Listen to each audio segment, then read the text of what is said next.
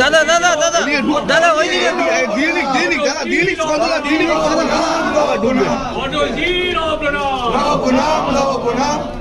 Madam ঢুকে যাক, আগে উনি দিয়ে নিক ফুলটা, তারপরে দেবেন। অটল বিহারী বাজপেয়ী তোমায় আমরা ভুলছি না, ভুলবো না। অটল জি লহ প্রণাম, অটল জি লহ প্রণাম।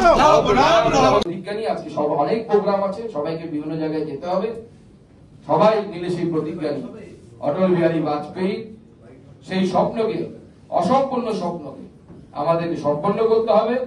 26-এ ভারতীয় জনতা পার্টির সরকার এখানে তৈরি করতে হবে। সকলে মিলে একসাথে কাঁধে কাঁধ মিলিয়ে লড়াই করে আমরা ভারতীয় জনতা পার্টির সরকার 26-এ তৈরি করব। এই প্রতিজ্ঞা আজকে সুশাসনের দিন, সুশাসন দিবসের দিন আমাদের নেবার আছে, কারণ পশ্চিমবঙ্গ সব থেকে অধীর আগ্রহে অপেক্ষা করছে যে সুশাসন পশ্চিমবঙ্গে কবে আসবে। 13 বছরের আসেনি, তার আগে 34 বছরের সুশাসন বলে কিছু ছিল না, ওকে সুশাসন বলে না, এটা ছিল। এখন সুশাসনের জন্য এই বাংলা প্রায় 40-50 বছর ধরে অপেক্ষা করছে। আর অপেক্ষা করার সময় বাঙালির হাতে নেই, বঙ্গবাসীর হাতে নেই। সময় এসে গেছে, সমস্ত দিকের যে সিগন্যাল, সমস্ত জিনিস সিগন্যাল দিচ্ছে যে বাংলায় ভারতীয় জনতা পার্টির সরকার ভূমিষ্ঠ হওয়ার টাইম হয়ে গেছে, সময় হয়ে গেছে। তাই সকলে মিলে প্রতিজ্ঞা করি, কারণ বাংলার মানুষ অধীর আগ্রহে অপেক্ষা করছে আমাদের জন্য, আমরা কবে সুশাসন প্রতিষ্ঠা করব। আজকে সেই প্রতিজ্ঞা নিয়ে আমরা অটল বিহারীকে স্মরণ করছি এবং আমরা প্রতিজ্ঞাবদ্ধ হই যে বিজেপি এখানে সুশাসন দেবে। অটলজি যেরকম ভারতবর্ষকে সুশাসন দিয়েছিল, মোদীজির নেতৃত্বে যা এখন সামনের দিকে চলছে ক্রমাগত, সেই সুশাসন আমরা পশ্চিমবঙ্গেও দেব। এই আহ্বান জানিয়ে আমার বক্তব্য এখানে শেষ করছি। সবাইকে নমস্কার, সবাই খুব ভালো থাকবেন। এত সুন্দর লাইন হয়তো কোনো কবি, কোনো রাজনীতিবিদ লিখে যেতে পারেনি তার নিচে। ভাবতে বলুন তো, ভাববেন একলা বসে অন্ধকার ঘরে অটলজি যে লাইনটা বলে গেছেন, मैं जी भर जिया मैं मन से मरूं, মরবো মনে, মন দিয়ে মরবো আর কি। মানে আমরা যখন মন দিয়ে পড়াশোনা করি, মন দিয়ে সমস্ত কাজ করি, মন দিয়ে মরার কথা ভাবছেন একজন কবি, একজন রাজনীতিবিদ। এখানে রাজনীতিতে আমরা কি দেখতে পাই? পিসি ভাইপোর মধ্যে লড়াই, চেয়ারটাকে নেবে।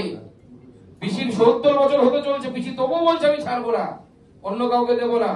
ভাইপো বলছে আমার বয়স অল্প হয়েছে তো কি হয়েছে, আমি পিসিকে ল্যাং মেরে ফেলে দিয়ে ওখানে বসবো।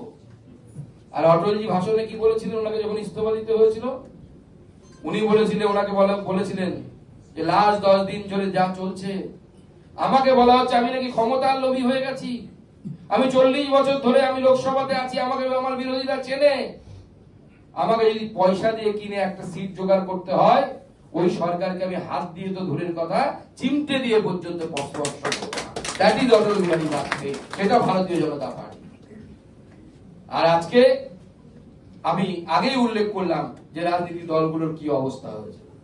তাই আজকে সুশাসন দিবসে আমরা সকলে মিলে অঙ্গীকারবদ্ধ হই।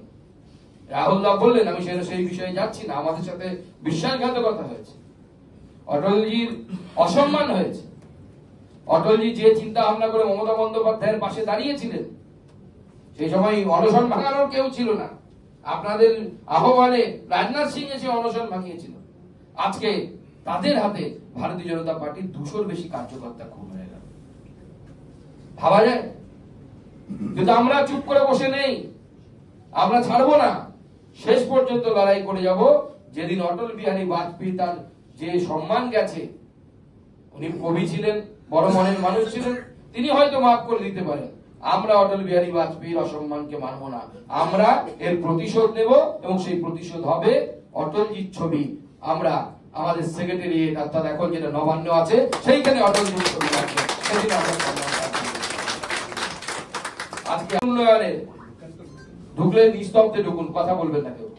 সেই বীজ বপন করে দিয়ে গেছিলেন, যে বীজ বর্তমানে নরেন্দ্র মোদীর মতো মহির হয়ে পরিণত হয়েছে। আমরা অটলজির পথকে অনুসরণ করছি, সেই পথকেই সামনের দিকে নিয়ে যাচ্ছি। আজকে সুশাসন দিবস, পশ্চিমবঙ্গ সব থেকে বেশি সুশাসন তার জন্য অপেক্ষা করছে। কারণ কি? কারণ আমরা সব থেকে ভালনারেবল হয়ে আছি এই মুহূর্তে। আজকে মুর্শিদাবাদ, কখনো বসিরহাট, কখনো অন্য কোথাও একের পর এক জঙ্গি ধরা পড়ছে। তাদের আধার কার্ড, ভোটার কার্ড, কোনো কিছুর অভাব নেই। হয়তো আমি নাগরিক হিসেবে যে কটা কার্ড দেখাতে পারবো তার থেকে হয়তো 2-4টে কার্ড বেশি সে দেখিয়ে দেবে। এই হচ্ছে আমাদের সরকারের মহিমা। তারা আমাদের সরকারের দলকে, সরকারি দলকে ব্যবহার করে পশ্চিমবঙ্গের ডেমোগ্রাফিকে চেঞ্জ করার চেষ্টা করছে। পশ্চিমবঙ্গের মধ্য দিয়ে গোটা ভারতবর্ষের ডেমোগ্রাফিকে চেঞ্জ করার চেষ্টা করছে, পরিবর্তন করার চেষ্টা করছে। উদ্দেশ্য কি? উদ্দেশ্য তো খুব সহজেই সামনে আমাদের ফিরহাদ হাকিম সাহেব বলে দিয়েছেন যে তারা 33%, সেখান থেকে 51% হতে হবে। তাহলে পরে সব কেল্লা পথে। বাঙালি তবুও ঘুমোচ্ছে অনেক জায়গায়, বিশেষ করে কলকাতায় ঘুমোচ্ছে। তারা ভাবছে আমরা সেকুলারিজমের আন্ডা খাবো আর আরামসে ঘুমবো নিস্তব্ধে, বা ক্রিসমাসের কেক কাটবো আরামসে থাকবো, বা দুর্গাপুজোর অষ্টমীতে বিরিয়ানি খাবো, খেয়ে আরামসে ঘুমবো। আপনি আরামসে ঘুমোতে পারবেন না। বাংলাদেশে যে পরিস্থিতি তৈরি হয়েছে, সেই পরিস্থিতি যেদিন আপনার দরজায় কড়া নাড়বে, সেদিন আপনি যদি বলেন যে আপনি সেকুলার, সেদিনও আপনার কল্লা যাবে। সেই দিন আসছে, সেই দিনের জন্য প্রস্তুত হন, যদি এখন সচেতন না হই আমরা। সেটা আজকে অটলজিকে আরো বেশি করে স্মরণ করা প্রয়োজন। কাঁটাতারের বেলা রাহুলদা মনে করালেন, এই যে প্রথম ভারতবর্ষের সীমানা বরাবর, ভারত বাংলাদেশের সীমানা বরাবর যে ফেন্সিং এর ব্যবস্থা, তার সরকারের আমলে প্রথম চালু হয়েছে। কতটা যুবক উপযোগী এবং কতটা ম্যান্ডেটরি সিদ্ধান্ত, মানে এমন একটা জিনিস যেটা কত ক্রুশিয়াল সিদ্ধান্ত তিনি নিয়েছিলেন এই ভারতবর্ষের সুরক্ষাকে সুরক্ষিত করার জন্য। আজকে অটলজিকে তাই আমরা বারবার স্মরণ করি। অটল বিহারী বাজপেয়ী সেই ব্যক্তি যিনি ভারতবর্ষের স্বরূপকে তার কবিতায় তিনি বারবার সেই তাকে সামনের দিকে এনেছেন।